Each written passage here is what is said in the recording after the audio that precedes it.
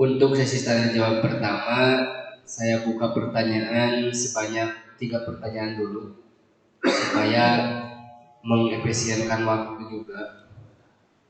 Silahkan sahabat-sahabat, barangkali ada yang mau diwangkongkan juga atau didiskusikan untuk mengacungkan.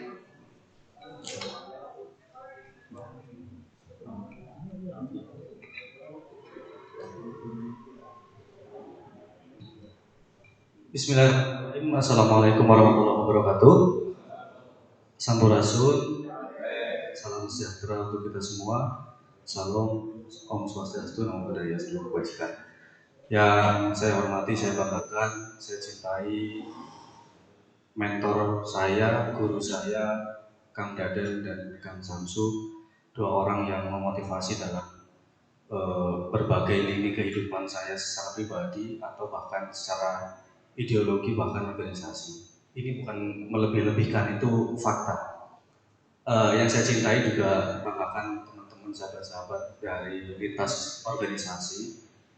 Ada Resbumi, IPPNU, IPNU, Ansor, Kusdurian, Karang Taruna, dan fasilitas yang kita pakai hari ini, kantor desa Cimekar. Sedikit saya ingin berbagi barangkali terkait forum kita malam ini. Pasca kita memasuki bulan Agustus, kemudian Gus Durian secara nasional menggagas forum 17-an. Forum 17-an ini mengharapkan bisa menghimpun sebanyak-banyaknya komunitas, mengharapkan menghimpun sebanyak-banyaknya organisasi untuk ngawangkong kalau bahasa Kang Dadan. Apa yang dibicarakan salah satunya adalah terkait refleksi kebangsaan. Nah, kebetulan barangkali malam ini kita membahas terkait pemuda membangun bangsa. Tentu spektrumnya terlalu luas jika kita bicara soal kebangsaan. Nanti bicara soal falsafah, nanti bicara soal demokrasinya, nanti bicara soal sirkulasi yang lain-lainnya. Tapi kemudian sahabat-sahabat sekalian, saya ingin berbagi saja soal kemerdekaan, bahwa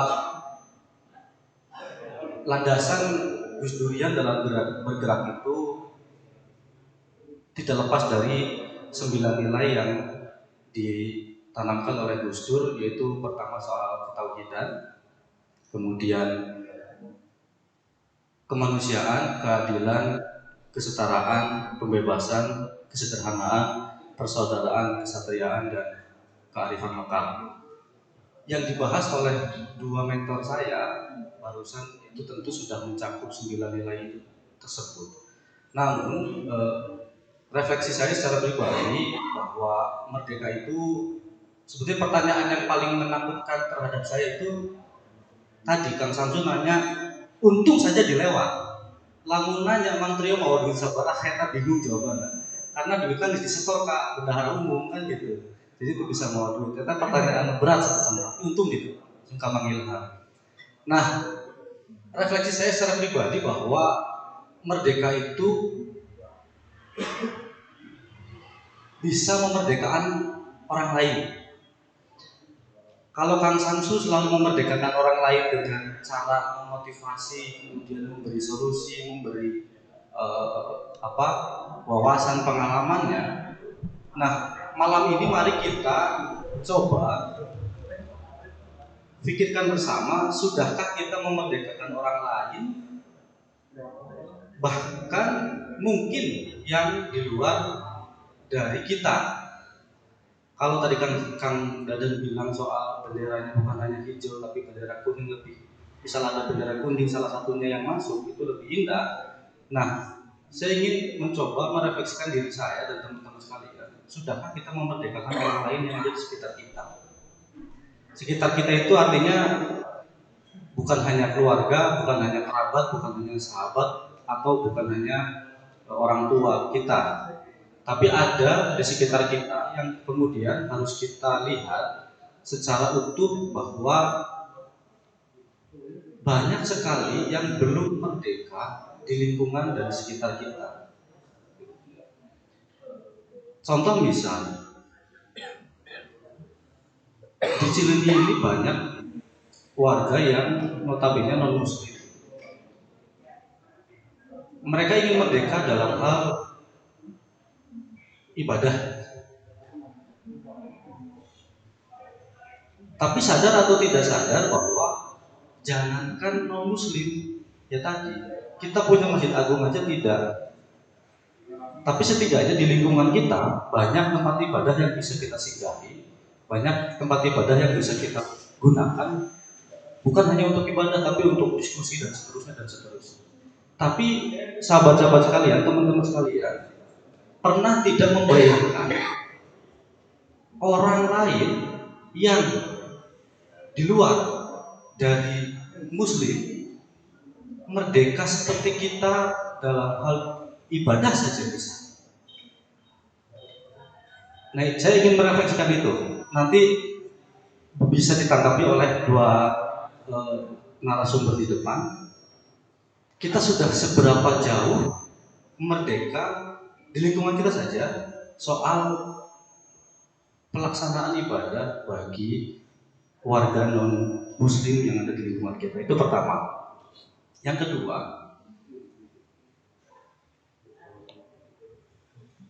tadi Kang Dadan bicara soal dengan serumit permasalahan yang ada di negara ini, kemudian kita harus membangun bangsa dari ruang terkecil. Nah, refleksi saya pribadi, ruang terkecil kita ini kan banyak sekali, bukan hanya organisasi yang kita duduki kali ini, tapi juga RT RW, kemudian forum-forum warga yang lain yang tentu juga perlu kita sama-sama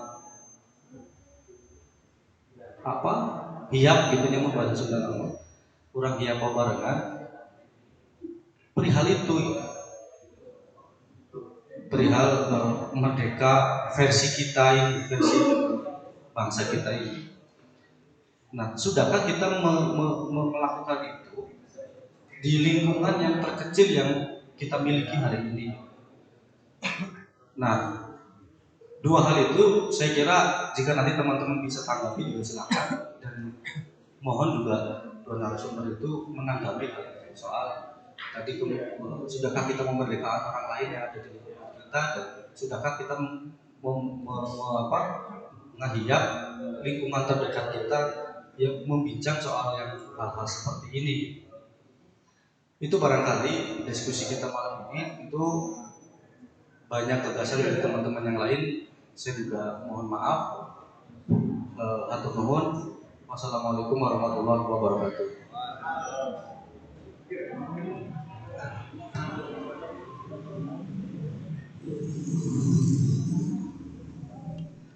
Terima kasih kepada Kang Trio ya, tadi sudah memberikan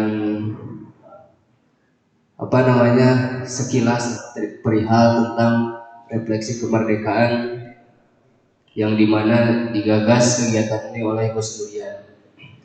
Nah, ada pertanyaan, Kang, ada pertanyaan dari Kang Trio tadi. Yang pertama, sudah sejauh mana kita merdeka dalam lingkungan kita? Salah satunya tadi disinggung mengenai beragama gitu. Kalau kita kan di sini orang Islam gitu kan, dengan gampangnya gitu. Nah, apakah selain kita gitu sudah merdekakah gitu mereka gitu?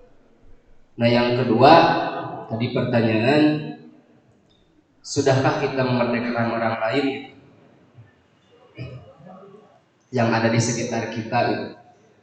Mungkin itu Kang Trio pertanyaannya.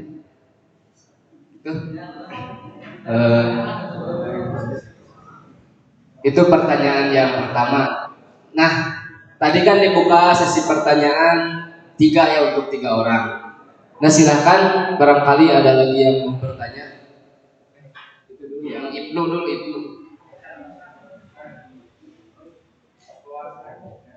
calon pemuda. Ya, perkenalkan nama dulu, dari mana asal. Bismillahirrahmanirrahim. Assalamualaikum warahmatullahi wabarakatuh.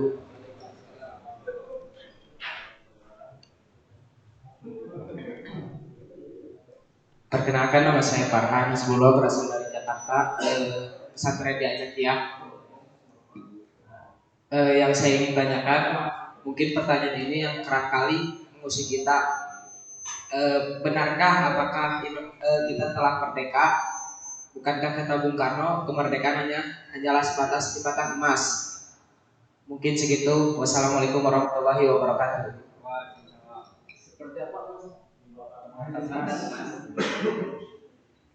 Jadi mungkin jembatan emas yang digambarkan Bung Karno seperti apa gitu ya?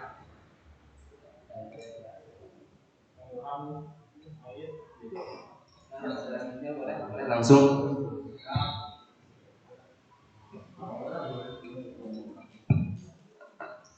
Cek, bismillahirrahmanirrahim. Assalamualaikum warahmatullahi wabarakatuh.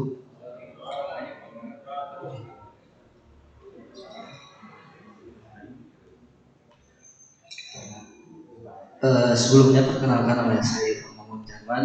Salam takzim untuk guru saya pribadi, Kang Haji, Kang tidak ada Haji Samsu atau Om Samsu, dan Trio, Kang Nasihid, dan sahabat-sahabat Ansor Sturian IPBNU, Resmi, dan sahabat-sahabat desa Semekan yang lainnya. Baik, sebelumnya izinkan saya bertanya untuk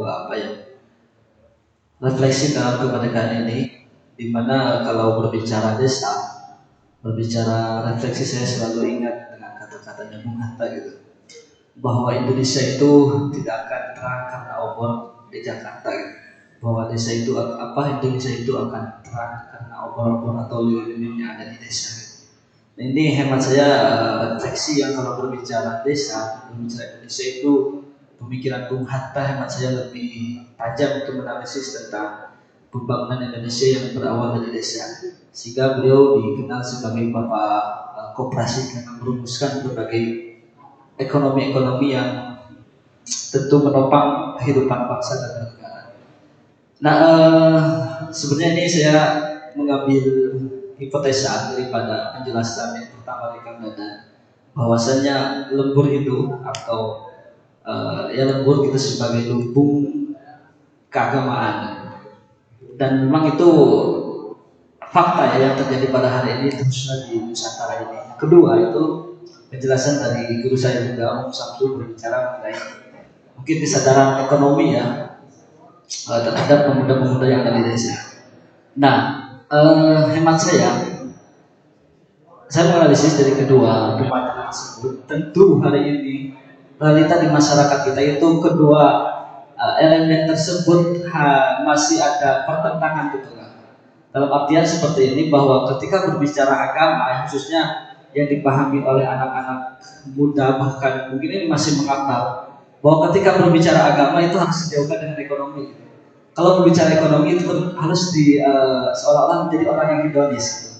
Nah, hari ini itu belum muncul gitu di pemuda-pemuda, ataupun bahkan belum menjadi sebuah mindset bangsa Indonesia, sehingga masih dibenturkan antara kebutuhan agama dan kebutuhan ekonomi tersebut. Padahal hal tersebut, kedua elemen tersebut itu harus disatukan. Seperti mana kalau kita refleksi 1000 tahun ataupun 700 ke belakang, ketika the world's end ataupun ketika pemasaran Islam, tentu kedua elemen tersebut antara agama dan ekonomi itu bukan dua kutub yang berseberangan, tapi dua kutub yang harus disatukan untuk membangun suatu negeri yang baldatun thayyibatun wa rabbun ghafur itu. Nah, pertanyaannya, bagaimana kali ini untuk menumbuhkan ataupun menyadarkan pemuda-pemuda ataupun penggerak-penggerak desa itu, atau penggerak-penggerak lembur itu, agar antara kutub ekonomi dan agama itu bukan menjadi sesuatu yang bertentangan gitu. Karena hari ini dalam masyarakat biasanya masyarakat adalah pikiran ekonomi gitu. Nah, ketika ada orang yang paham ataupun semangat dengan ekonominya, itu memandang bahwa itu seseorang yang hedonis gitu, yang tidak paham agama, padahal itulah yang hari ini hemat saya yang masih bertentangan dan perlu diluruskan dan perlu dibangun stigma ataupun mindset untuk ketika hari ini hemat saya itu yang harus kita bangun. Maka sekali lagi pemikiran Bung Hatta itu ya tadi disederhanakan oleh Kang Dadan dan Om Samsu, dan tetapi hari ini realitas di masyarakat masih jauh dari apa yang diharapkan. Merdeka itu cuma rame-rame gitu.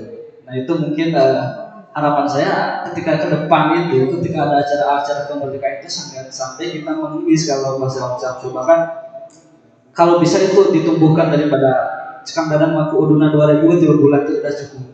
Mungkin sekian Kang, saya minta tanggapannya untuk membangun desa seperti yang kata Bung Hatta ucapkan bahwa Indonesia tidak akan terang karena lilin, tapi karena obor-obor yang ada di desa. Sekian, wallahul muwaffiq. Wassalamualaikum warahmatullahi wabarakatuh.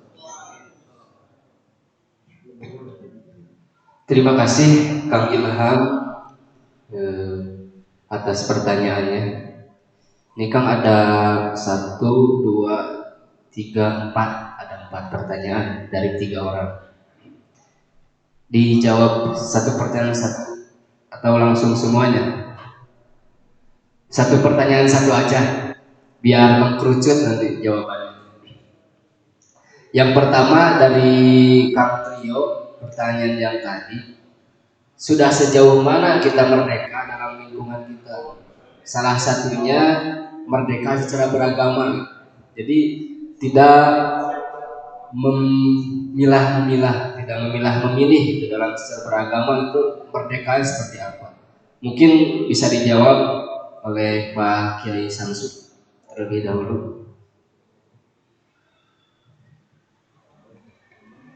Kemerdekaan dalam beragama itu ada 2 hal, ada lahir, ada batin. Kalau batin selesai sebenarnya, karena yang dia sembah Tuhan dimanapun dan kapanpun bisa. Nah, ketika dia itu adalah beragama secara lahiriah, dia akan berhubungan dengan orang lain dan lingkungan. Tapi yang membuat dia tidak merdeka ketika ada keinginan di luar spiritual yang sebenarnya. Jadi kalau dia itu berbuat untuk Tuhan, hanya untuk Allah, selesai, nggak ada urusan. Tapi ketika dia ditumpangi oleh keinginan-keinginan lain selain daripada ketuhanan itu, maka dia mulai ketidakmerdekaannya. Contoh, orang Islam ingin menambah umat yang lebih banyak, itu akan menjadi beban dan tidak merdeka. Ketika umat Islam takut umatnya dipilus oleh agama lain, itu mulai lagi.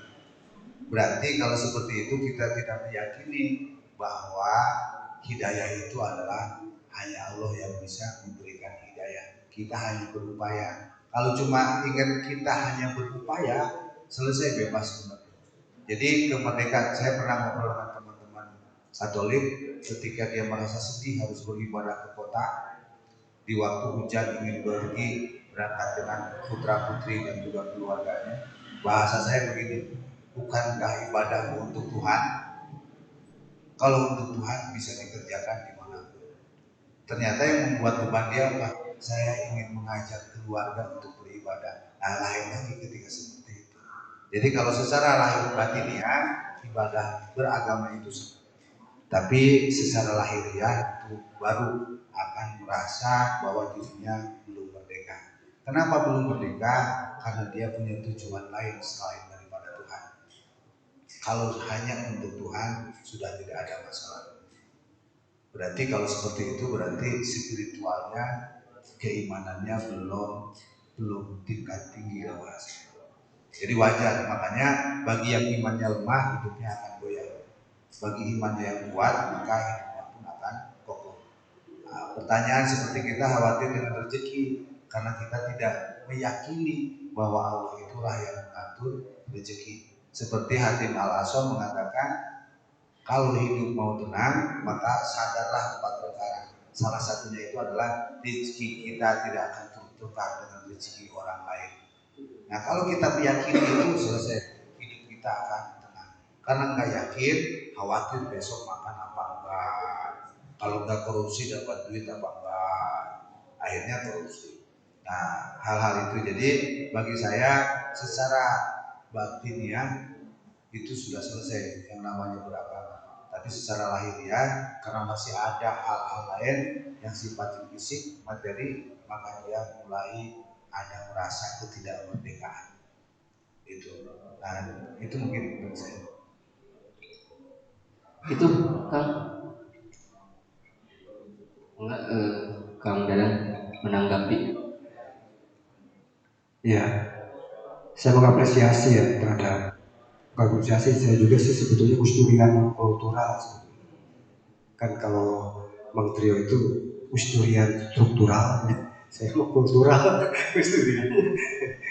Jadi memang prinsip Gus Dur itu bapak kita itu betul-betul jadi teladan buat kita karena persoalan di Indonesia itu persoalan yang paling rentan itu toleransi. Islam sebagai agama mayoritas itu kadang-kadang kalau tadi tidak beres selesai urusan pribadinya, urusan keyakinan dan keimanan juga urusan rohaniahnya, pasti yang mayoritas itu akan menindas yang minoritas. Tapi sebetulnya banyak praktek-praktek orang tua kita dulu. Contoh misalnya di daerah timur yang Islam itu minoritas, tapi praktek mereka membangun gereja bersama-sama, membangun masjid bersama-sama. Nah, persoalan kemudian kenapa bisa terjadi hari ini banyak praktek-praktek atau kasus-kasus intoleransi di negara kita. Yang paling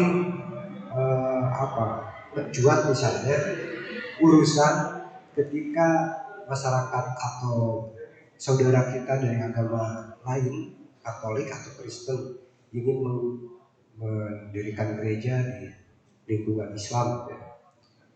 Ya sebetulnya kalau dari sisi ukhuwah watoniyah, kita memandang sudut pandang kita kadang-kadang dan itu tidak banyak dipahami bahwa hak beragama mereka dan ingin beribadah, katakan Sabtu tadi,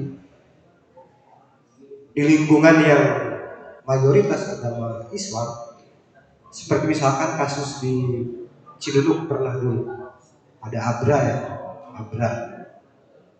Dari sisi sudut pandang ukhuwah watoniyah dan ukhuwah basariyah, memang kita kadang-kadang acap kali ya hak mereka untuk bisa mendirikan itu. Tapi dari sisi stabilitas, sudut pandang stabilitas, sebetulnya yang harus bisa menengahi itu negara harus hadir. Kayak misalnya ketika pemahaman masyarakat Islam hari ini masih menganggap bahwa ukhuwah watoniyah itu belum menjadi salah satu ruh dalam berindonesia kita. Mulai agama apalagi didorong dengan narasi-narasi Islam radikalisme hari ini, Islam dialogras hari ini, bahwa yang berhak untuk itu orang-orang Muslim misalnya, terus ditangkap oleh masyarakat yang secara mindset berpikir masih belum bisa memahami tentang ukhuwah watoniyah, yang pastinya bakal terjadi bentrok, bakal terjadi pertentangan di dalam. Nah, persoalan intoleransi ini kalau tadi saya menangkap mungkin ya dari sisi kemerdekaan, apakah merdeka, apakah kita tuh sudah merdeka atau belum, misalkan teman-teman yang merasa dirinya minoritas harus merdeka. Ini saya cerita saja. Hari ini Respublik Jawa Barat sedang intent ngobrol atau membangun persaudaraan dengan tokoh Katolik. pengusaha Katolik. Sebetulnya mereka itu tahu ini juga sih, sebenarnya tahu apa namanya, bukan tahu diri, dia tahu di mana sih harus mendirikan, dan tidak mungkin jamaahnya hanya 10 orang dia bisa mendirikan gereja di situ, nggak mungkin. Mereka juga paham tentang itu. Cuman kadang-kadang ya ada sisi politis yang mungkin dianggap bahwa sesuatu hal ini harus dijadikan di sebelah sana. Nah, persoalan toleransi ini PR kita bersama sebenarnya. Bukan hanya Gus Durian saja, tapi persoalan yang harus menjadi pikiran para kaum muda. Nah, orang apa pikiran TPR, atau RP, nikah dengan Samsu tapi RP. Saya masih kena PR. PR kita itu banyak sekali, banyak utamanya hal-hal yang seperti itu. Nah, apakah mereka merdeka? Sejauh ini, kalau dilihat dari apa namanya kehidupan teman-teman agama yang minoritas itu merdeka. Salah satu di antaranya merdeka karena ada naungan dari kita. Orang yang NU misalnya, NU yang mempunyai prinsip ukhuwah 3 tadi, sampai hari ini mereka menganggap bahwa Islam itu NU yang bisa dianggap sebagai saudara. Karena beberapa kali saya ngobrol dengan teman-teman di saudara kita di agama yang lain, ya hanya NU yang bisa menjadi tempat bernaung ketika persoalan toleransi terjadi.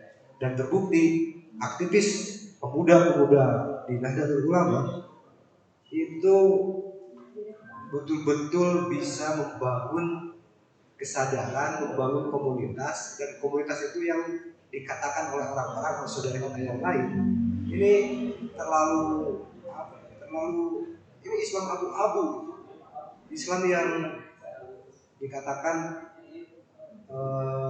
Islam nawar, jadi Islam Nusantara, kumpul karena Islam Nusantara. Padahal kan kata Gus Dur, kita tuh bangsa yang bukan gitu, bukan. Jadi bangsa yang betul-betul berada di Pancasila sebagai pengikat keberagaman di negara kita.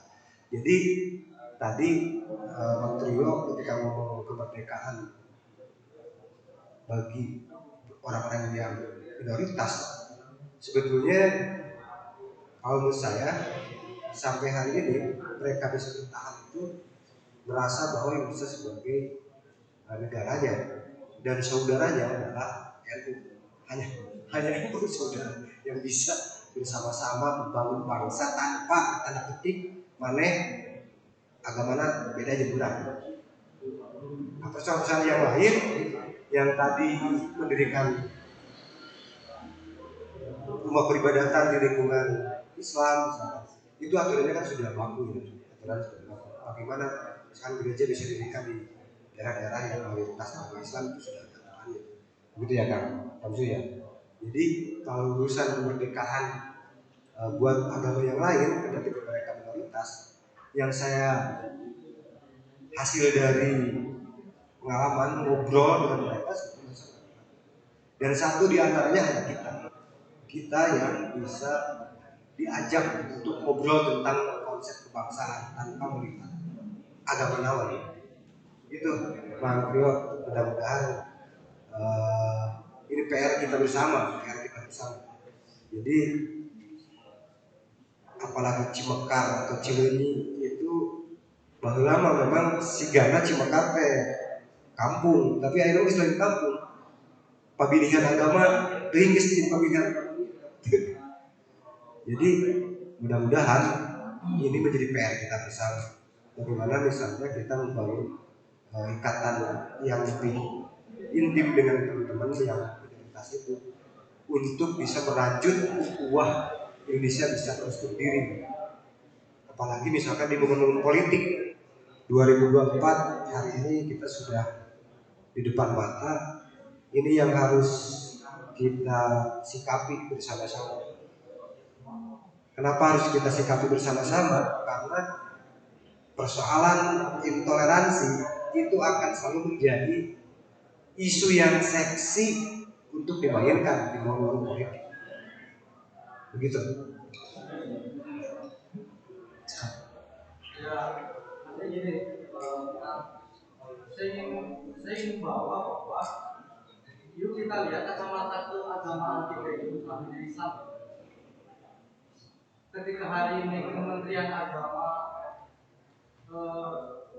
saya pernah membayangkan pribadi saya, mungkin nggak sih Menteri Agama kita dari Muslim. Saya sempat membayangkan itu. Pemikiran ekstrim saya mungkin nggak sih negara kita ini satu kementerian agama diisi oleh orang lain. Jawabannya sudah ada, kan ada dirjennya, dirjen Islam, dirjen Kristen. Enggak, pucuk pimpinannya. Ekstrim itu kadang saya pernah berpikir. Saya cuma ingin membawa teman-teman bahwa mari kita melihat bahwa kacamata agama kita mulai dibiasakan melihat juga dengan kacamata agama orang lain, baik dalam hal berpendapat ataupun dalam hal lainnya, agar pendapat kita, tindakan kita merangkul semua elemen. Bukan juga saya merasa sudah melakukan itu, bukan. Justru saya merefleksikan itu karena saya merasa juga belum bisa melakukan hal itu. Nah, kacamata besar itu berangkat dari 9 pemikiran Gus Dur tadi soal keberagamaan dan soal toleransi tadi.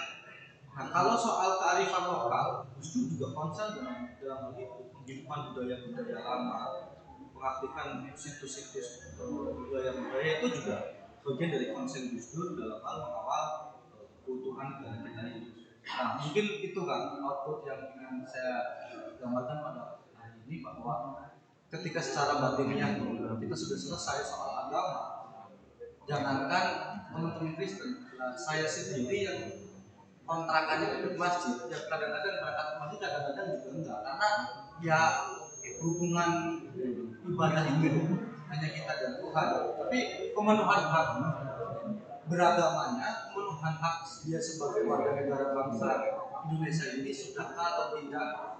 Kalau merdeka secara pribadinya mungkin ya, tapi pemenuhan hak-haknya perlu kita kawal bareng-bareng dengan minimal memulai kacamata kita dengan kacamata orang lain yang mungkin tidak sama dengan kita. Itu sih, itu saja kan sementara bisa. Ya, mungkin bisa dijawab secara singkat, padat, jelas. Apakah bisa Menteri Agama selain dari Muslim itu? Oh, nggak usah dijawab. Oh, jadi ini nggak usah ditanggapi kan? Oke. Berarti pertanyaan gua dari Farhan, dari Ibnu ya. Apakah kita telah merdeka? Sedangkan kata Bung Karno, merdeka itu hanya jembatan emas. Jadi yang dimaksud jembatan emas itu seperti apa? Pengen dijelaskan ya? Pada Kang Dadan terlebih dahulu, misalkan. Saya yang telat baca atau cak hafal jembatan emas itu statement Bung Karno di seperti apa yang Farhan baca? Pernah baca di mana?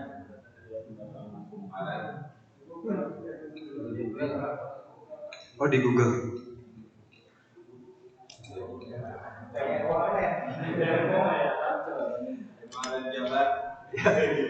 Ya, terima kasih ya. Maksudnya mungkin jawabannya juga sudah ada kan?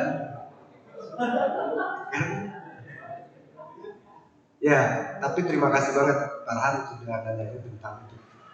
Jadi memang kan kemerdekaan kenapa misalkan dianalogikan sebagai jembatan emas. Ya, siapa emas itu artinya yang berharga ya. Jadi simbol dari keberhargaan sesuatu. Sepertinya Soekarno ngomongin jembatan emas itu, bahwa kemerdekaan itu adalah ya siapa emas itu artinya yang berharga ya. Jadi simbol dari keberhargaan sesuatu. Sepertinya Soekarno ngomongin jembatan emas itu, bahwa kemerdekaan itu adalah salah satu hal yang betul-betul sangat-sangat berharga sekali. Mungkin ya, karena saya belum baca tuh, baru dengar dari Pak Han. Terima kasih Pak Han sudah mengingatkan saya cari lagi tuh buku nama kayak gimana. Tapi kalau dari keapaan saya, keterbatasan saya, mungkin Soekarno, Bung Karno, panding-panding kita mencoba untuk menganalogikan bahwa kemerdekaan itu memang sesuatu yang berharga, yang harus diperjuangkan oleh kita bersama. Kendati memang merdeka itu sepertinya ruang yang masih umum. Merdeka dari mana? Kalau merdeka dari penjajahan secara fisik, misalnya ketika dulu Belanda, Jepang, Portugis misalkan datang ke kita dan kita merdeka di tanggal 17 Agustus, ya mungkin itu secara fisik 17 itu sudah merdeka. Tapi kalau secara hakikat kemerdekaan itu sampai hari ini mungkin ya hanya orang-orang tirakat, hanya orang-orang torekat yang bisa merasakan kemerdekaan, karena dia sudah tidak perlu lagi dengan hal-hal yang sifatnya materialistis, bahwa hidup itu selalu bergantung kepada Allah selalu hadir dan tidak akan takut oleh siapapun. Ketika kita sebagai pejabat tidak takut jabatannya akan dicopot, kita sebagai itu merdeka secara hakikat. Yang pasti tujuan kita adalah bagaimana kita orang-orang tarekat bilang usul pada Allah, dan setiap gerak kita selalu Allah selalu hadir dalam gerakan kita. Itu merdeka. Karena nggak banyak orang yang hari ini pangkat misalkan makomnya yang sudah masuk TV, kiai yang sudah masuk TV diundang kemana-mana, tapi dia masih menghamba. Banyak. Tapi orang yang sudah tidak menghamba itu merdeka. Menghambanya hanya pada Allah, pada Rasulullah, mengikuti sunatullah dan sunatul Rasulullah. Mungkin begitu menurut saya. Kang Bang Farhan, insya Allah bisa ditangan katanya. Kita bukan tahu sih Jembatan emas itu satu hal yang mustahil, jembatan dari emas. Jadi berarti kemerdekaan itu hal yang mustahil. Kenapa hal mustahil? Jikapun itu kita merdeka, jembatan itu adalah salah satu alat untuk pindahnya kita dari tempat satu ke tempat lain. Berarti kemerdekaan itu adalah sebuah media untuk mencapai sesuatu yang belum pernah didapatkan. Dulu ada pernah yang mengatakan, kalau saya waktu masa penjajah sholat aja susah, coba kalau merdeka saya akan sholat dengan mudah. Sewaktu saya kerja sulit mau melaksanakan ibadah karena tekanan daripada pimpinan. Coba kalau saya tidak bekerja, akan bebas saya melaksanakan ibadah. Nah, beres deh, merdeka, sholat-sholat gini. Dan di kemerdekaan itu tidak semua orang merdeka itu adalah akan sesuai dengan cita-cita yang sebenarnya. Ada orang lagi rumah tangga, ketika rumah tangga dengan istrinya bertengkar, akhirnya puncaklah, saya ingin keluar dari pertengkaran ini, keributan ini, maka saya ingin bercerai. Setelah cerai itu saya ribut. Berarti hal itu adalah bukan solusi. Ketika dia jomblo merasa tertekan, tidak merdeka dengan keinginan untuk menumbuhkan itu, maka dia menikah. Setelah menikah ternyata tidak merdeka juga. Jadi kemerdekaan menurut Soekarno itu adalah hal yang mustahil. Jika iya pun itu adalah hanya media untuk mencapai cita-cita yang belum tersampaikan. Umpamanya dulu dikaitkan dengan politik, karena kita dijajah oleh kolonialis Belanda, hidup kita tidak bebas menentukan nasib sendiri, maka dia ingin bebas dari penjajahan Belanda, ingin menentukan nasib sendiri. Tapi pada nyatanya saat ini bebas dari penjajahan kolonialisme, tapi lagi ada penjajahan yang lain. Jadi kalau bahasa tadi betul memang kemerdekaan itu hal yang sangat berguna seperti emas, tapi itu sangat mustahil kemerdekaan akan dirasakan oleh semua orang. Dikarenakan tadi mungkin kalau bahasa tadi kan ketika dia sudah punya keinginan yang tidak murni, maka dirinya pun akan terjejah dengan keinginan itu. Coba saja gini, enak punya istri yang banyak nuntut bagi yang sudah nikah, atau enak istri yang tidak pernah nuntut. Yang enak itu justru kalau memang istri katanya yang banyak nuntut bagus, biar kita lihat. Itu ketika orang memaknai positif. Kalau istri banyak nuntut, kita menjadi giat untuk mencari nafkah. Tapi kalau enak juga kalau istri tidak menuntut, kita sudah tidak ada masalah. Tapi ada juga orang yang kebalik. Nah, jadi makanya segala sesuatu jangan mengatakan bahwa gara-gara saya kerja hidup menjadi tidak bebas. Padahal hidup di mana yang bebas? Karena hidup itu capek. Jadi hidup itu capek. Jadi tadi gambaran kalau memang dari bahasa jembatan emas. Saya pernah dapat nasihat dari Profesor Apip. Bahasa dia apa? Bahasa yang nasihat 2004 masih ingat. Saya nunggu dari jam 11, ada waktu ketemu jam setengah 6. Kata Profesor Habib Muhammad begini, Din, hidup itu seperti keran air.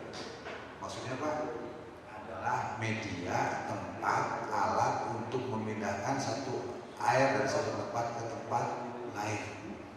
Titik, sudah itu aja deh. Itu nunggu dari jam 11 sampai setengah 6, karena saya mau pulang ke Sukabumi. Pas sudah 2007 saya susul lagi, Pak, nyambung nasihat yang dulu. Kan saya udah bisa mindahin dari air dari satu tempat ke tempat lain, tapi saya nggak pernah merasakan hangatnya, dinginnya, segernya itu air. Dia malah nanya, usia kamu berapa sekarang? 33 Pak. Wah, hidup kamu belum lama. Kenapa Pak? Kamu tahu nggak apa yang akan terjadi besok? Enggak. Yang akan terjadi nanti malam? Itu ingat saya setengah 6 ngobrolnya malam. Terus enggak. Atau 10 menit yang akan datang? Enggak juga Pak. 3 menit yang akan datang? Tidak juga. Ya kalau begitu bahasa Pak, terima saja apa yang terjadi, nikmati apa yang terjadi, syukuri yang terjadi. Itu hidup kita akan lebih merdeka dibanding nolak takdir. Maksudnya nolak yang terjadi, soalnya segala sesuatu tidak mungkin menyakitkan kalau kitanya ridho dan ikhlas semuanya. Makanya ada prinsip di dalam hidup saya, terima, nikmati, syukuri, selesai. Itu mungkin bahasanya kalau bahasa jembatan emas. Karena tidak mungkin setelah ada jembatan emas pasti ada problem lagi di seberang sana. Jadi terus memang nggak ada yang merdeka kecuali membebaskan diri dengan bahasa samsara. Kalau dalam buka setelah dia memasukkan dirinya terhadap Tuhan. Nah, bahasa baik muhorid malah lagi apa ya? Hulul pun ada hulul sayaroni, ada hulul apalagi.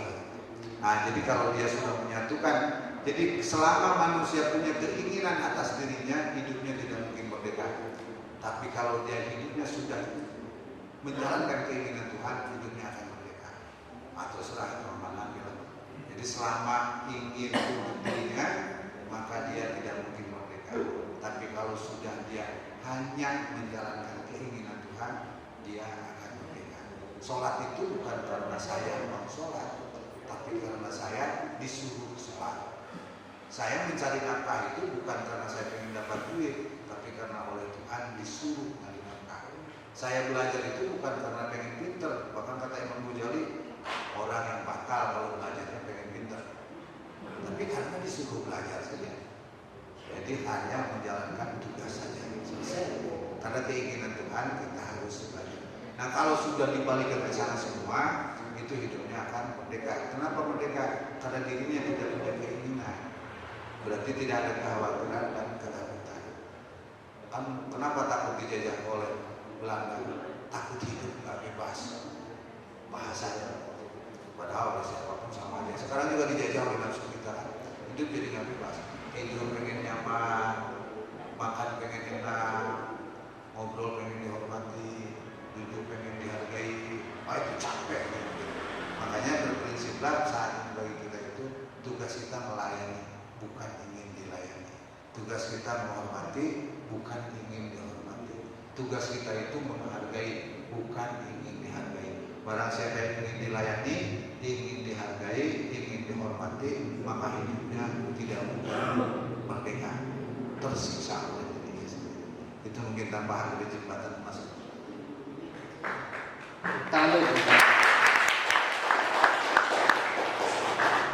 Ini ada pertanyaan terakhir dari Kang Ilham.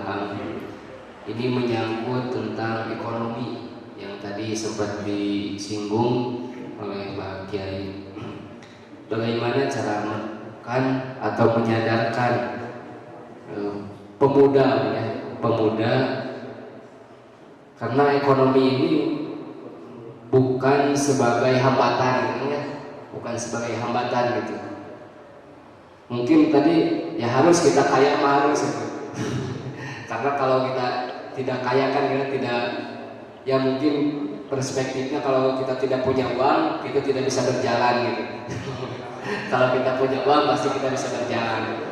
Cuman bagaimana cara menumbuhkan atau menyadarkan supaya pemuda ini tidak terpaku itu pada ekonomi ini, karena ekonomi sebagai hambatan.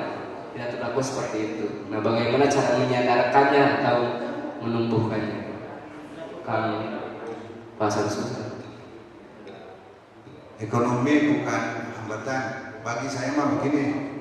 Bagi saya ya, ekonomi di dalam hal ekonomi ada dua. Ada bisnis langit, ada bisnis bumi. Kalau mau bisnis langit, berarti kita berbisnis dengan Tuhan. Kalau bisnis bumi, berbisnis dengan sesama manusia. Nah, kita yang punya rezeki itu siapa? Gusti Allah kan. Berarti kita bisnis harus dengan Tuhan. Kalau kita menganggap bahwa uang itu adanya di manusia, bisnisnya dengan manusia. Itu tergantung keyakinan teman-teman. Mau bisnis dengan yang punya duit, atau mau bisnis dengan orang yang dititipin duit. Titipan kan nggak boleh dibagi-bagi. Kalau yang punya kan Tuhan, berarti kita harus bisnis dengan Gusti Allah. Maksudnya berbisnislah sesuai dengan syariat yang diturunkan oleh Gusti Allah. Pertanyaannya apa yang bisa dibisniskan? Kata saya juga semua hal bisa jadi uang. Contoh, rambut saya panjang bisa jadi duit. Kenapa? Karena rambutnya panjang jadi dondang baik gara-gara rupanya. Terus supaya dipendekkan, ternyata datang ke tukang cukur, pindahin ujung rambut saja jadi duit. Pindahin ujung rambut, asalnya ujung rambut saya di belakang di sini, dipindahin ke sini, itu pun pindahin ujung rambut doang jadi duit. Bayarkan 10.000, pindahin ujung rambut. Nah, jadi apa sih yang tidak jadi uang? Berarti saat ini problem kita itu saat ini adalah tidak mau mencari tahu dan tidak mau. So kalau bohong, apa yang tidak jadi duit? Duduk di sini aja jadi duit. Kan dijual oleh desa itu. Dijual oleh desa apa? Bahwa saya punya program yang terbuka untuk masyarakat. Jadi program itu bagi Gus Durian juga kan ini jadi program juga. Bisa untuk mencari proposal kalau yang suka proposalan. Bagi Ansor juga ini kan bisa jadi duit. Cirinya apa jadi duit? Ternyata ada aqua, ada kopi dibeli juga. Yakin itu bukan duit Ansor, bukan duitnya Gus Durian, bukan juga duitnya teman-teman yang lain karena taruhan. Bukan. Karena manusia tidak ada yang punya duit. Siapa yang punya duit? Kadang-kadang pegang duit doang. Pegang doang. Itu juga dari orang lain. Oh saya mau bekerja digaji. Betul. Diurang mah lewat doang. Nah, berarti kita itu punya hak semua untuk pegang uang itu. Dan lucu, setelah punya uang kan dikasih lagi ke orang lain. Pada prinsipnya kan tidak ada yang punya uang. Berarti kalau begitu yang punya uang siapa? Ya pemiliknya semua. Nah, maka untuk itu ada dua bisnis itu, ada bisnis langit, ada bisnis bumi. Tengah dipelajari bisnis langit caranya gimana, bisnis bumi caranya bagaimana. Yang jelas prinsip dasar dari saya, apapun bisa jadi uang. Coba cari, lihat sekarang kita mengisah yang jadi contoh. Kenapa semua jadi uang? Apapun yang dipakai oleh Mang Isa itu jadi duit. Dan asalnya juga dibelinya oleh duit. Berarti apapun yang nempel di badan kita itu semuanya adalah kalau diangkatkan ada nilai uang. Sehari-hari apa coba yang benar? Kita pakai sendal itu juga jadi duit dan oleh duit dan sebagainya. Berpikirlah saat ini apapun yang kita lihat, apapun yang kita dengar, apa yang kita ucapkan, apa yang kita rasakan harus jadi duit. Ubah cara. Contoh ya, apa yang kita dengarkan harus jadi uang. Ditulis oleh Mas Ingin, walaupun tidak dibayar online. Mediana miskin. Coba dijual ke Kompas, dijual ke pikiran rakyat, itu kan jadi duit. Apa yang kita dengar terus ditulis jadi duit. Apa yang kita lihat terus diapakan. Yang kita lihat itu juga bisa jadi duit. Contoh kita punya uang, kita ngelihat aqua. Contoh kita ini bekas aqua. Oleh kita nggak dihina, itu sampah. Bagi orang pencari pengumpul sampah itu duit. Berarti gimana pandangan kita? Makanya apa yang kita ucapkan jadi duit. Berapa orang yang bisa menghasilkan uang dari suaranya? Terus berapa orang yang tanda tangan? Pada ujung balpen doang bisa jadi triliunan. Ujung balpen doang. Coba kalau bukan sama ujungnya nggak jadi duit kan? Sama belakang. Justru dengan ujung balpen doang bisa jadi triliunan. Kenapa dengan yang lain enggak? Nah, berarti saya yakin bisnis saat ini sok pelajari bisnis yang bagus, pasti caranya ada. Dan insya Allah mudah-mudahan menjadi harapan bangsa ke depan. Itu mungkin teman. Atur nuhun Pak Kiai. Terus kalau pemuda mah kalau uangnya sudah banyak, hedon Pak, suka hedon, hambur-hambur. Nah, menyambung dari tadi gitu, bagaimana cara supaya pemuda itu tumbuh dan sadar gitu ketika pemuda sudah punya uang banyak gitu, tapi bisa bermanfaat gitu, tidak hedon gitu.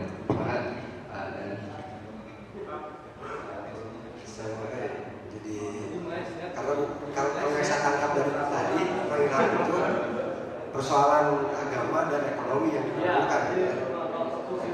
Ya.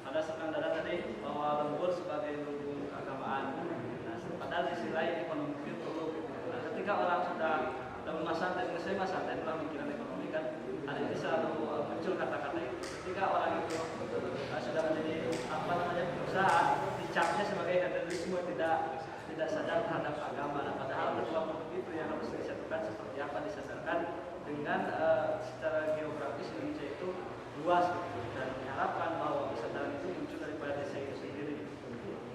Iya. Sebetulnya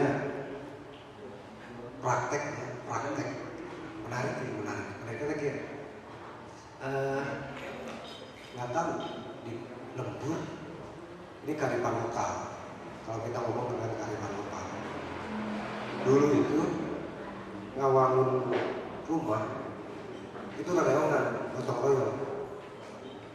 Bahkan bisa ngeluarkan duit kan masyarakat. Kearifan lokal seperti itu hari ini sudah sirna, termasuk namun bisa temukan konsep santri itu hanya ngaji itu pikiran ekonomi. Sebetulnya prakteknya hari ini sudah banyak juga ya pesantren-pesantren menjawab itu. Bagaimana nanti santri ketika keluar dari pesantren dia secara keilmuan penghormatan terhadap agama terus bisa mensiarkan keilmuan agamanya Tapi di sisi yang lain bekalnya ada skill-skill banyak sekarang. Namun ada praktek yang lebih gila sebetulnya. Bagaimana agama jadi komoditi untuk mencari ekonomi. Hari ini yang berkembang seperti itu. ACT misalnya. ACT itu menjual sedekah, bahasa sedekah, padahal sedekah itu ekonomi sebetulnya. Itu janji Allah. Orang sedekah 5.000 itu kan 10 kali lipat, 100 kali lipat dibayar Allah kan. Tapi hal itu harus dihindari kurang. Bagi Presiden ACT 100 kali lipat. 100 kali lipat. Nah, bagaimana posisi pemuda hari ini bisa menyadarkan konsep bahwa ketika kita bersiar atau ketika kita dalam konteks penghormatan tadi, tapi secara ekonomi kita juga bisa tidak kekurangan, tidak apa namanya, tidak ya paling tidak kurang teh tadi kita mencegah ajar semua untuk diri butuh pemajikan harus membagikan. Hari pemuda malah bapak kan masih kena imam, hari imam kan sorangan ya.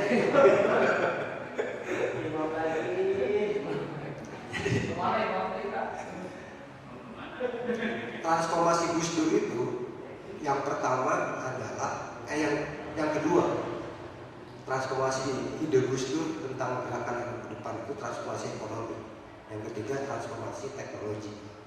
Transformasi ekonomi itu sudah dilalui sama Gus Dur ketika NU bekerja sama dengan Bank Sumat waktu itu. Tapi lagi-lagi kata makom santri itu bukan ngurusin eta, diberi eta teh anggar teu. Betul. Begini, maaf.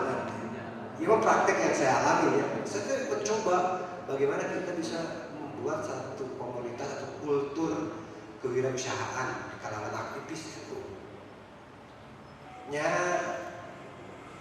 nyoba nyisikeun dina rezeki saya sorangan macam bisa mendalam. Lagi-lagi modal BA, barang BA. Itu yang terjadi di kita. Apa sih yang sebetulnya yang jadi masalah? Kalau tadi disinggung dengan hedonisme, nah hedonisme kumaha duit lagi. Kan aktivis-aktivis itu. Tapi kesadaran para aktivis itu ketika aktivis pemuda ketika kan sare hiji aya pemuda anu bisa beunghar. Kalau kurang kan biasanya gitu. Moal aya pemuda beunghar, geus kawin kakara bisa beunghar kan gitu. Tapi Crazy Rage bisa aja. Nah, kesadaran bahwa kewirausahaan itu harus ditumbuhkan dalam diri kita itu penting. Kesadarannya seperti apa? Karena kemandirian itu lagi-lagi di santri itu sudah ada. Karena di pesantren itu dididik, diajarkan untuk mandiri. Jauh di kolot, diajar di serangan. Tapi apakah berdampak secara ekonomi dari kemandirian itu? Nah, kalau menurut saya memang apa ya? Praktek ekonomi itu tidak bisa didefinisikan atau ditafsirkan menghasilkan uang saja. Tidak bisa ditafsirkan hanya menghasilkan uang saja. Karena lagi-lagi ketika misalnya kita berusaha, orang yang usaha, saya pernah dagang tahu, manajemen lagi halus, membaca orang bisa menjual dengan sajian kemasan yang bagus, tapi tetap ketika misalnya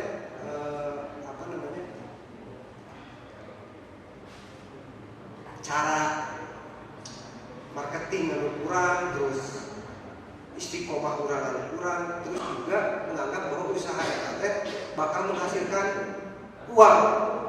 Ternyata tidak, laku, tapi kendalanya hanya di sudut yang lain. Dan sekali lagi, kalau menurut saya tidak bisa diterjemahkan bahwa usaha itu atau ekonomi itu hanya uang. Jaringan. Ketika kita ngomong santri misalkan, ngobrolkan tentang jaringan, apakah jaringan itu bukan ekonomi?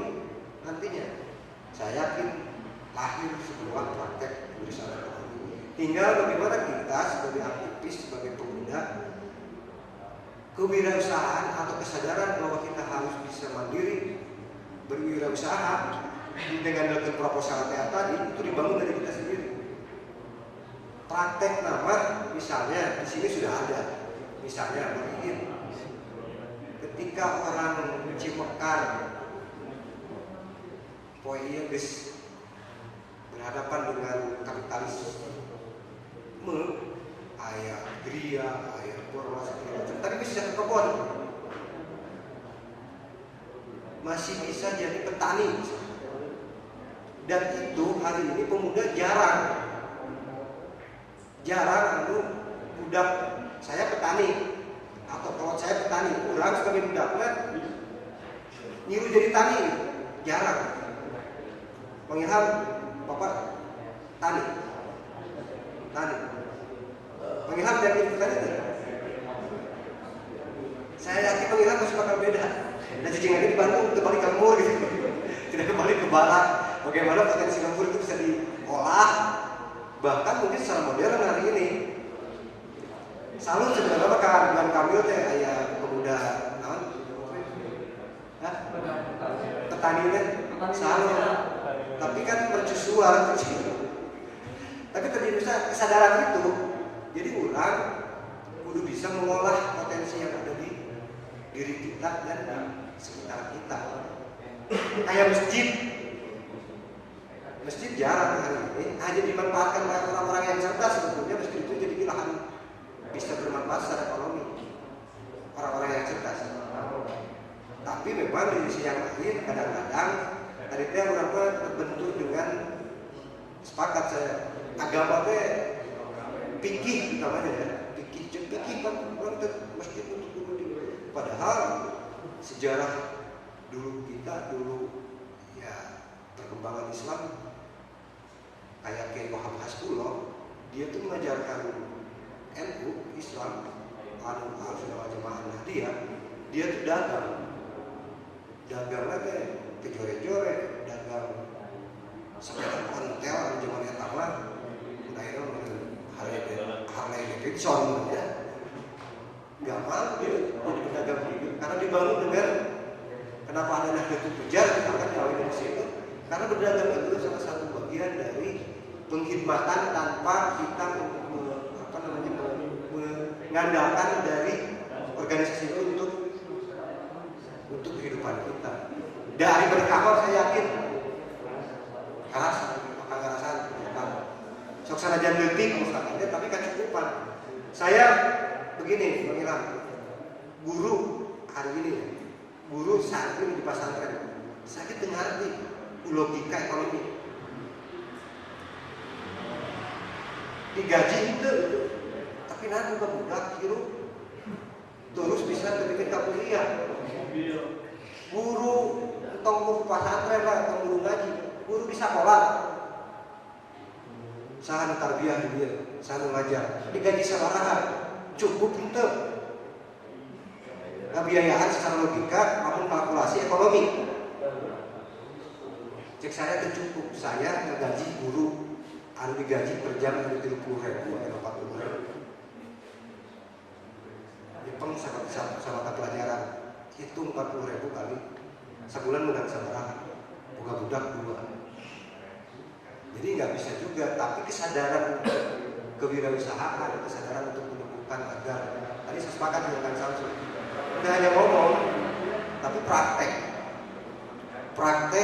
bagaimana praktek kewirausahaan itu tidak hanya dalam teoritis. Dari teoritisme saya yakin ahli ekonomi kemudian bisa secara teoritis kieu dijalankan udah catatan tuh sarjana pertanian kita macul nyongkok di kumaha catatan tuh bisa nyongkok.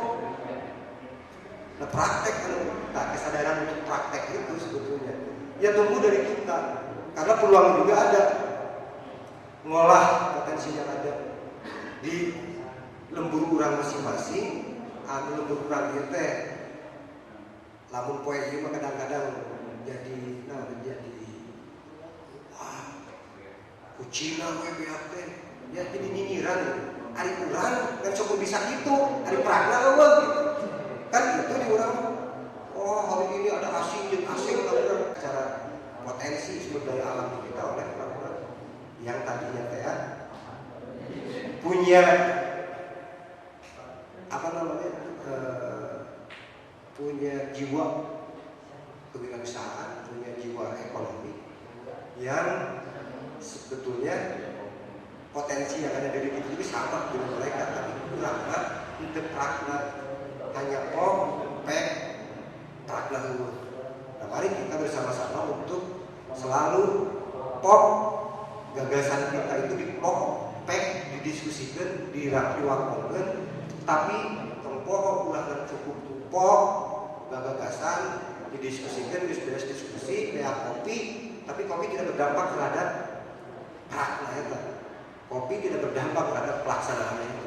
Nah itu yang terjadi di kita. Makanya saya berharap ngawangkong ayeuna, ngawangkong mudah-mudahan dia yang manfaatnya, tapi terus berlanjut.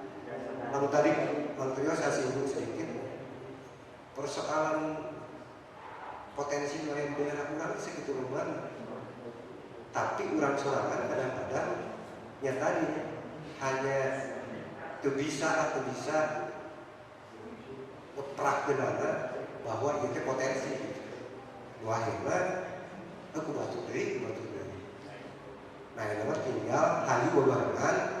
Nah sebagai Jawa Barat, jangan untuk nanti sekali sanesnya tak harus dinikmat. Hari ini sedang membangun bagaimana Sabta Wikrama nomor 7 kemandirian organisasi sedang dibangun. Oke, insya Allah bakal ada diskusi akan ngawangkong ngopi di Leuit Sasawi. Kita punya salah satu unit usaha namanya Leuit Sasawi. Mudah-mudahan ini tambahan terhadap salah satu lumbung, konsep lumbung di masyarakat Sunda namanya Leuit. Cuman Leuit Sasawi itu jadi salah satu jawaban bagaimana kita bisa menjawab persoalan-persoalan kesejahteraan untuk para pengurus, bukan pejabat tapi pengurus. Urang namun di NU, di aktivis manapun, di sekarang saya jadi pejabat, saya takut pulang ngomong urusan-urusan detik, bukan pejabat. Keakuannya bakal muncul, keegoannya bakal muncul, arogansinya bakal muncul, menganggap bahwa mulai di ketua, mulai itu dianggap bawahan orang.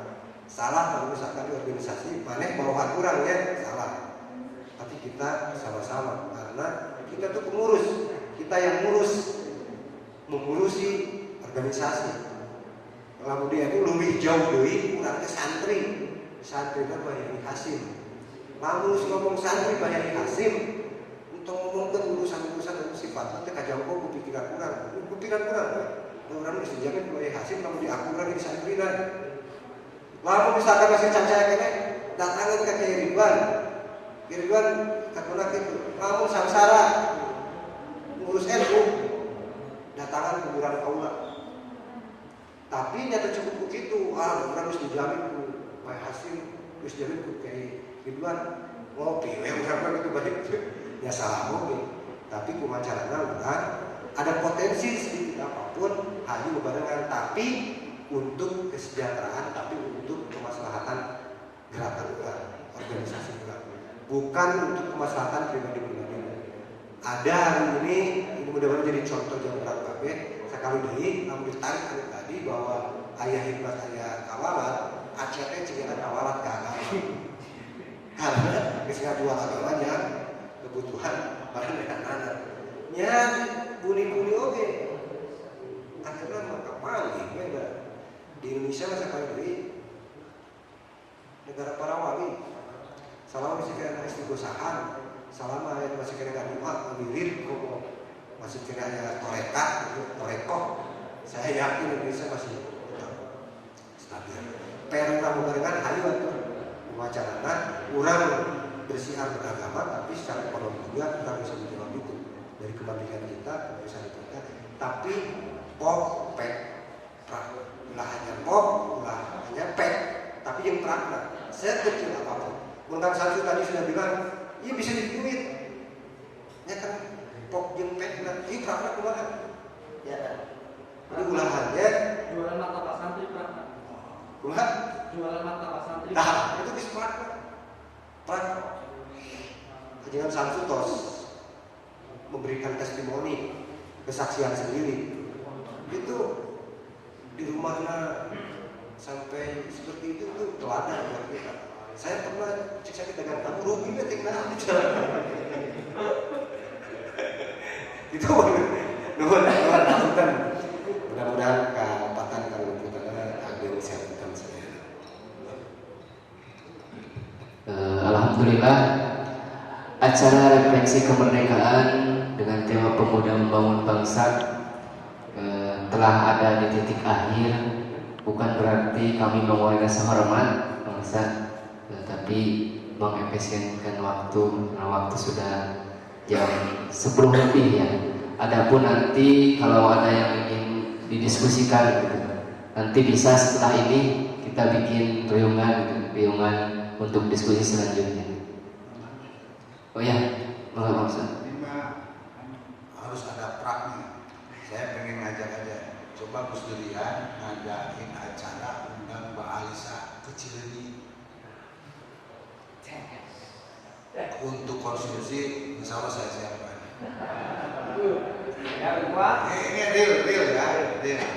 Terus yang kedua, Karang Taruna Cibuka, kapan mau ngadain pelatihan membuat martabak dan roti bakar santri untuk secimekar pemuda Karang Tarunanya. Dan ini juga lahan bisnis. Cirinya Mang Roni yang menjadi manajer martabak santri bisa beli mobil. Itu contohnya kita. Terus Ansor Cileunyi PAC juga Cimekar kapan membuat RAP, kami ketahuan ada kemauannya. Nah, untuk Plus Bumi kapan ngadain kegiatan? Jadi kalau ketemu saya lain mewah. Pemikiran ekonomi. Plus Bumi mah pemikiran Kegiatan. Jadi kalau ketemu saya judulnya itu ya. Kalau Gus Durian Pak ngobrolin Mbak Alisa datang, kalau Karang Taruna Mang ngobrol pelatihan ekonomi itu untuk Karang Taruna, kalau Ansor saya pengen tahu anggaran, punya keinginan apa, terus Les Bumi kapan mau kegiatan. Jadi kalau ngobrol dengan saya itu judulnya. Kalau selain itu maka Ansor melit sih, nggak kaya ngumpul. apa itu bukan kaya sampai.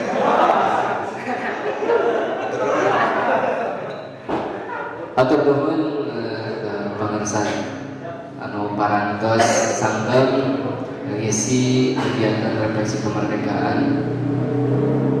Berikan tepuk tangan yang meriah.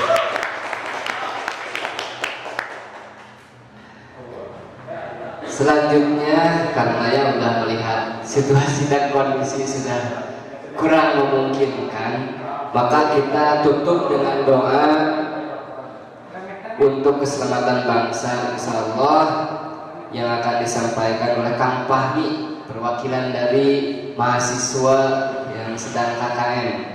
Padanya dipersilakan.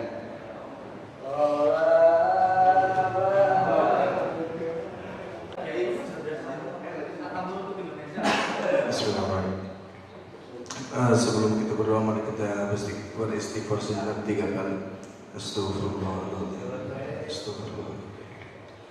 Astagfirullahaladzim. Salawat 3 kali. Allahumma shalli ala sayyidina Muhammad wa ala sayyidina Muhammad. Allahumma shalli.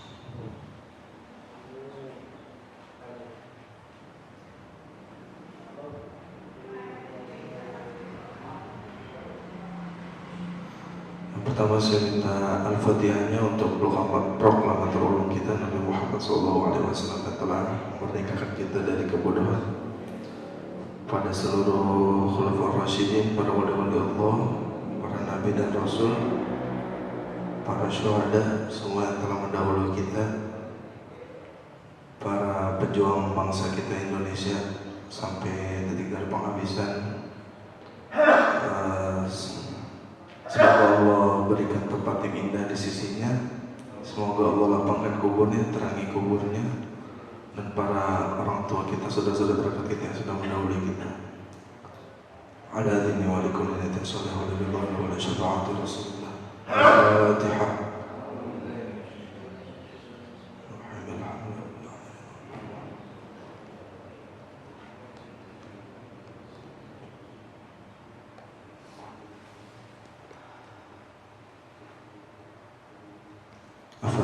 kita semua yang sedang memerdekakan diri kita sendiri dari kemiskinan, dari kebodohan, baik yang sedang usaha ataupun tutup. Semoga Allah lancarkan, semoga Allah berkahi langkah-langkah kita, para kiai kita, para ustaz, para narasumber dan tamu semuanya. Semoga Allah berkahi semua, Allah mudahkan segala urusannya. Ala dini wa likanat sallallahu alaihi syafaat Rasulullah. Al-Fatihah.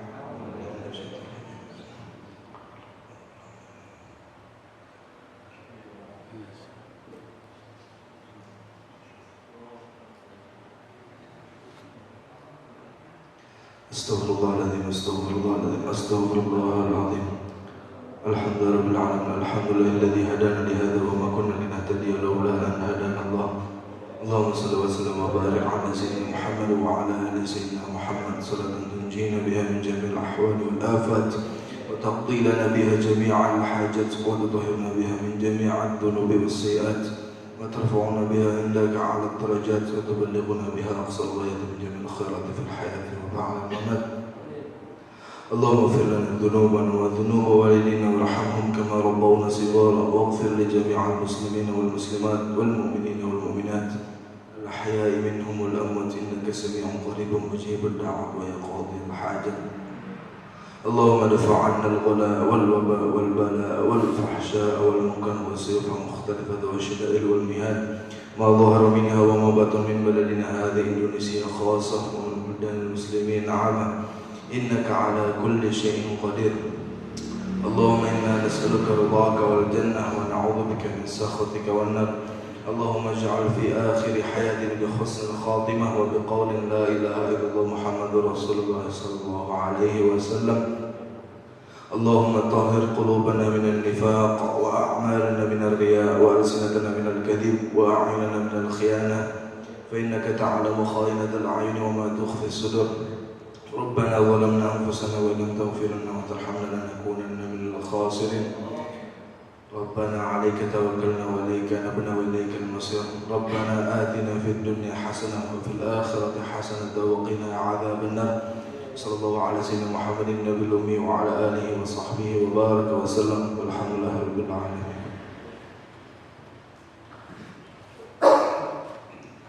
Alhamdulillah kita telah ada di ujung acara. Terima kasih kepada semua elemen ya, semua organisasi yang sudah terlibat mensukseskan acara ini. Oh, ada terakhir ya, ada penampilan puisi, ada puisi terakhir untuk menggugah kembali kepada Kang Ipan, dipersilahkan.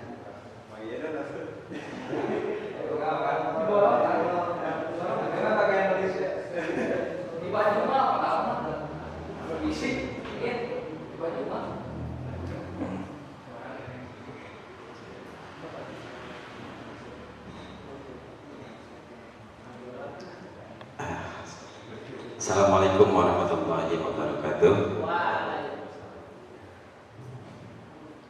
Mudah-mudahan tetap semangat.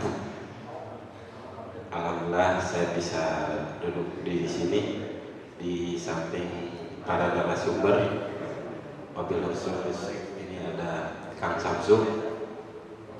Untungnya Kang Samsu itu orang Sunda, kalau orang Jawa sepertinya akan dipanggilnya Gus Samsu ya. Samsudin. Ya, yang akhir-akhir ini ya, betul kan? Sami gondrong.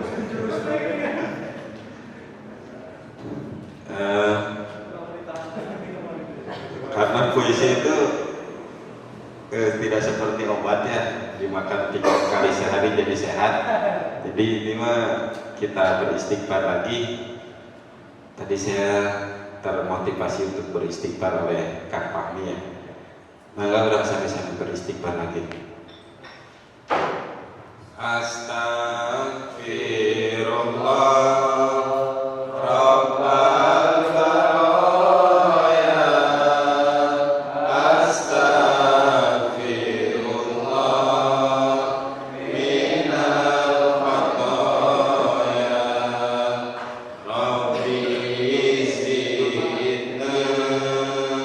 Ilma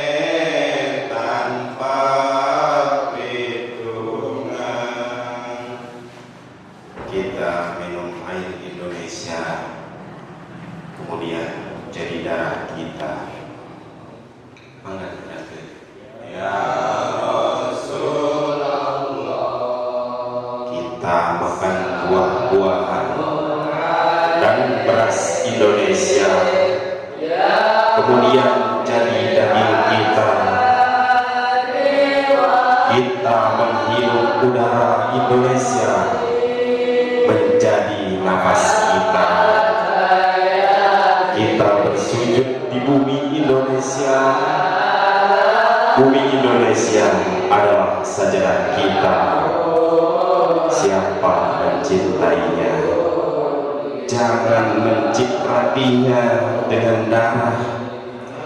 Dan bila saatnya kita mati, kita tidur dalam pelukan bumi Indonesia. Ya Rasulullah, salamun alaik, ya Rafi'as syadi wa daradi, al-fataya jiratal alamin, ya khairal judi wal